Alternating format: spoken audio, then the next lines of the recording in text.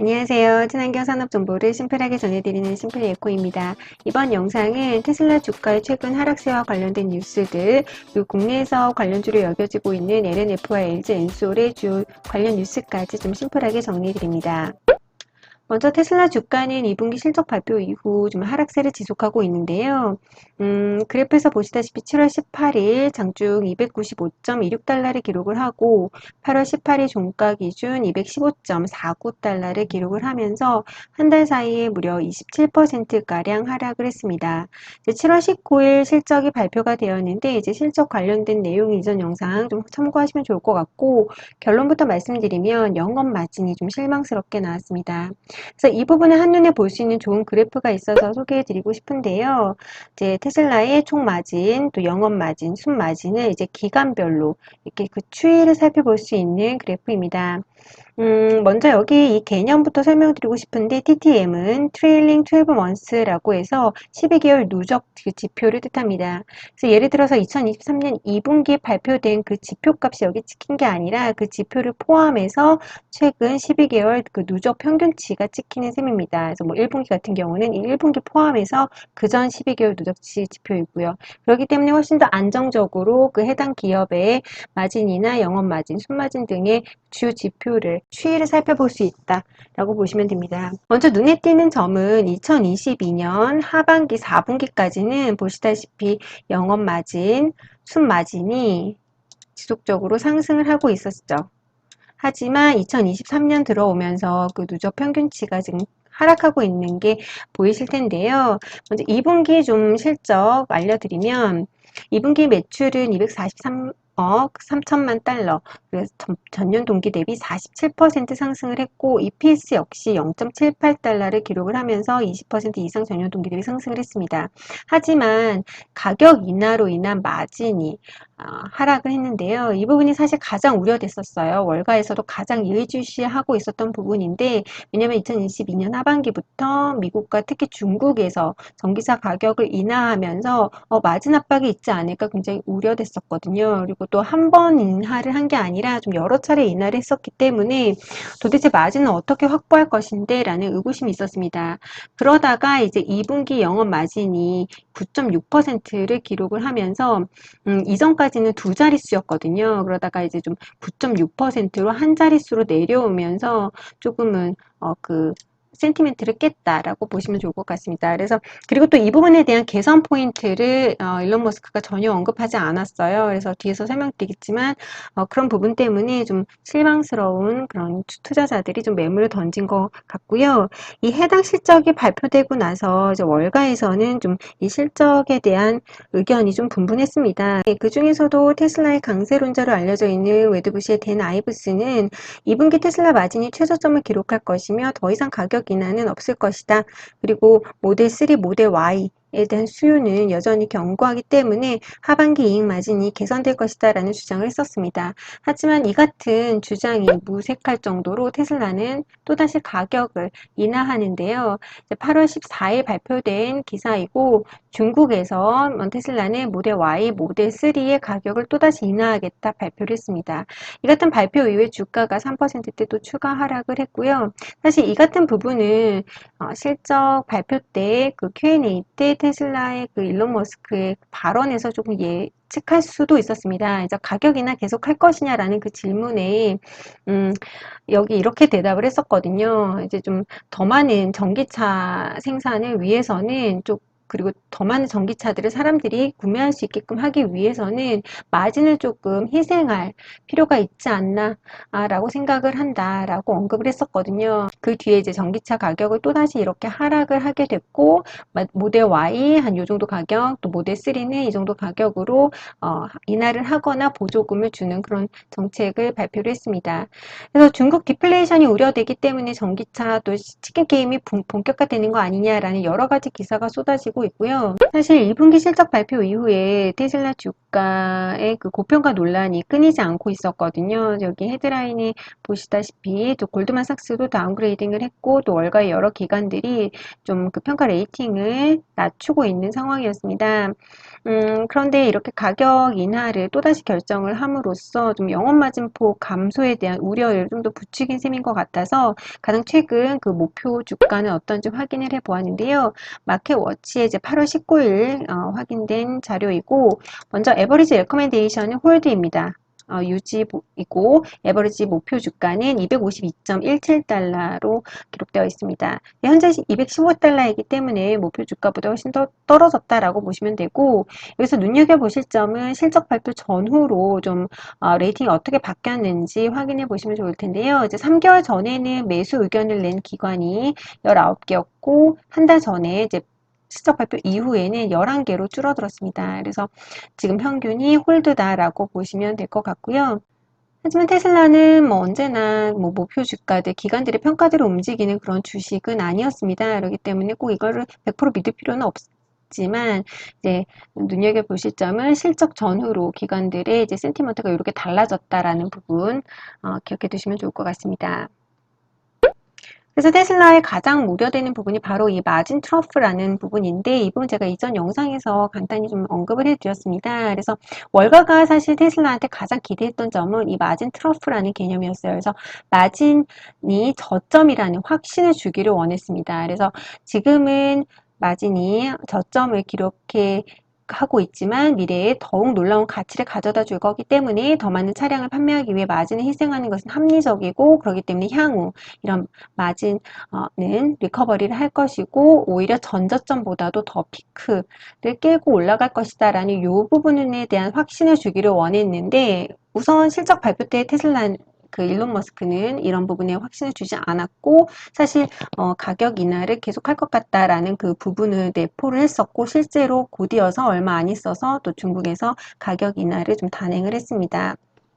그래서 월가는 영업마진 개선을 보여주지 않는다면 지금 최근에 주가 하락세 반전은 힘들 것으로 보인다라고 언급을 했고요. 더군다나 지금 미국 특히 중국에서 디플레이션 우려로 인해서 경기가 당분간은 크게 개선될 것으로 보이지 않기 때문에 전기차 같은 경기 민감주, 자동차 섹터니까 어찌됐든 경기 민감주의 그 회복세, 뚜렷한 회복세는 기대하기는 어려 보인다라는 의견도 있으니 좀 참고하시면 좋을 것 같고요. 가장 최근에 나온 테슬라 관련 뉴스는 이제 8월 18일자 뉴스인데 테슬라가 호주 코어 리튬을 이제 법적 소송을 예고를 하고 있습니다. 그래서 이 부분은 이제 호주 코어 리튬으로부터 이제 리튬을 이제 어느 정도 공급받는 그런 계약이 체결되어 있는데 2022년 하반기부터 이런 리튬 관련 공급을 제대로 제때 이제 조달받지 못하고 있는 것 같아요. 그래서 이 부분에 대해서 이제 테슬라가 모든 책임을 코어 리튬에 묻겠다라는 그런 소송에 들어간다라는 그런 기사가 엊그제 있었고요. 이제 리튬과 관련돼서 그래서 좀 더 찾아봤습니다. 먼저 탄산 리튬 가격인데요. 현재 이제 탄산 리튬 가격은 지난해 하반기까지 아주 급등을 하다가 2023년 상반기부터 꾸준히 하락을 해서 사실 이로 인해서 이제 중국의 여러 리튬 관련된 기업의 주가, 강펑 리튬 같은 또 크게 빠지기도 했었습니다. 그러다가 살짝 반등세를 보이기도 했어요. 하지만 다시 재차 하락세를 보이고 있어서 이 부분이 우리 이제 양극재 판가에도 영향을 줍니다. 그래서 아무래도 이제 탄산 리튬은 양극재의 그 주 원료이기 때문에 양극재 판가가 하락을 하게 되고 그로 인해서 양극재를 제조해서 판매하는 에코프로비움이라든지 LNF 등의 주가에도 영향이 미치지 않을까 우려가 되기도 했었는데요. 실제로 관련된 그 양극재 수출량 데이터를 봤을 때 수출량, 그 물량 자체는 나쁘지 않게 나왔습니다. 하지만 이제 LNF는 이제 양극재 가격 하락 또 실적 분야로 인해서 목표 주가가 최근에 낮춰지기까지 했는데요. LNF는 이제 테슬라 의존도가 매우 큰 기업입니다. 이게 약간 양날의 검으로 이제 국내에 이제 양극재 3사, LNF, 에코프로비엠, 또 포스코 퓨처엠과 항상 비교될 때 LNF는 이제 테슬라 공급처 지위는 유일무이하지만 또 그로 인해서 좀 위험성도 있다라는 양날의 검으로 이제 평가가 되기는 했었는데요. 일단 LNF는 에코프로비엠이나 포스코퓨처엠처럼 이렇게 급등을 하지도 않았었어요. 하지도 않았는데 더 크게 빠지고 있는데, 그 이유가 이제 8월 3일날 2분기 실적을 발표를 했는데 그 기대치를 좀 하회를 했고요. 그래서 그날 당일 좀 5% 이상 급락을 했고, 또 올해 추정 영업이익이 이제 1,438억 원으로 이제 추정이 되면서 전년 동기 대비 46% 정도 감소할 것이다라고 나오고 있습니다. 특히 원재료 가격 하락, 이 원재료 가격에 이제 탄산 리튬 부분이 들어가는데요. 양극재 판가 하락, 그리고 재고 평가손 영향까지 겹쳐서 3분기까지는 영업이익 훼손이 조금 더 지속될 것으로 예상된다라는 의견이 있습니다. 그래서 LNF 주가는 조금 계속 하락세를 면치 못하고 있다라는 부분 알아두시면 될 것 같고요. 하지만 앞에서도 말씀드렸듯이 양극재, 판가는 하락을 하고 있지만 볼륨 자체는 빠지지 않았습니다. 7일날 발표된 양극재 수출량 데이터인데요. 여기 보시다시피 이 막대 그래프는 양극재 수출량이고, 회색으로 표시되어 있는 동그라미 이 부분이 이제 판가인데, 판가는 앞에서도 언급드렸듯이 올해 상반기 들어서 꾸준히 하락을 하고 있습니다. 하지만 양극재 수출량은 좀 빠지다가 다시 이제 크게 반등을 했고, 8월 10일까지 수출된 양극재 물량만 봤을 때도 나쁘지 않다. 그래서 이게 발표된 그 당일에는 에코프로비엠 주가 같은 경우에는 조금 올랐거든요. 그래서 이런 부분이 있다라고 알아두시면 좋을 것 같고, 특히 대미 수출액이 크게 증가를 했는데요. 1월부터 7월까지 수출액이 전년 같은 기간 동기 대비했을 때 178%나 증가를 했다고 합니다. 그래서 IRA 수혜가 본격적으로 나타나고 있다라고 여겨지면서 관련주들이 이날 조금 좋은 반응을 얻었는데, LNF는 여기에서는 제외됐다는 거 알아두시면 좋을 것 같고, 다음은 LG에너지솔루션 관련 뉴스인데요. 2분기 실적 발표 제가 영상으로 만들었었죠. 그때 이제 Q&A 세션에서 그럼 3, 4분기 예상은 어떻게 하십니까? 라는 질문에서 3, 4분기 유럽의 전기차 수요가 조금 둔화될 것으로 예상된다. 그리고 주요 고객사, 언급은 하지 않았지만 테슬라이고요. 테슬라가 공장 레노베이션 등으로 인해서 수요가 단기적으로는 좀 수축될 것으로 예상이 된다라고 언급을 했었습니다. 그리고 그 뒤에 나왔던 가장 주요 뉴스 중에 하나가, 주요 데이터 중에 하나가 바로 이 부분인데요.